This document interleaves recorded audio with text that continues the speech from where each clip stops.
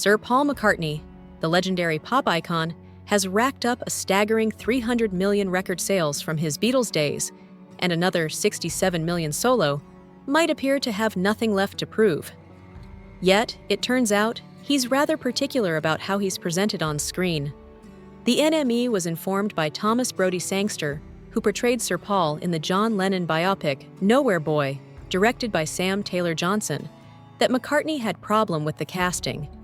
The film's director informed him about the complaint.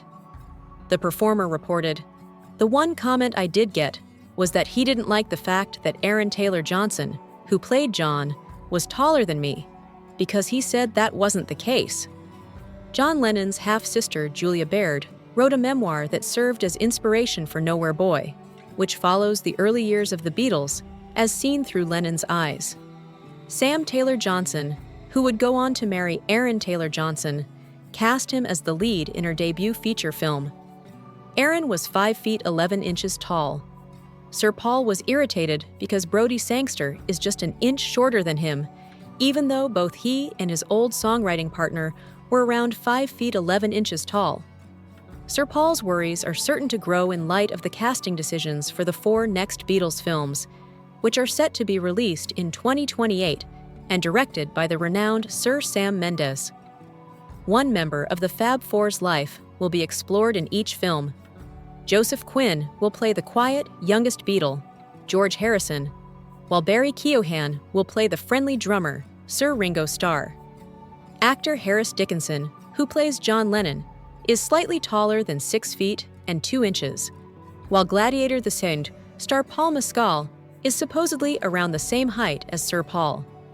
Tom Rothman, head of Sony Studios, has called the plan to release all 4 films at once in April 2028, the first bingeable theatrical experience. Apple Corps, the band's company, has already given Mendes the necessary green light, but how the band's prominent bassist will react to seeing his former adversary and buddy looming over him on stage is still up in the air. Variety, a leading trade publication, has previously called the 4 linked projects one of the biggest bets in movie history, and production is expected to take a full year. Despite Mendes' reputation as an editor of James Bond films like Skyfall and Spectre, he thinks his narrative of the greatest band in history is too huge to fit into a single movie, and that a streaming miniseries would be an injustice. Instead, he's taking a page out of Marvel's Avengers playbook by filming a series of interconnected documentaries that concentrate on the band members individually.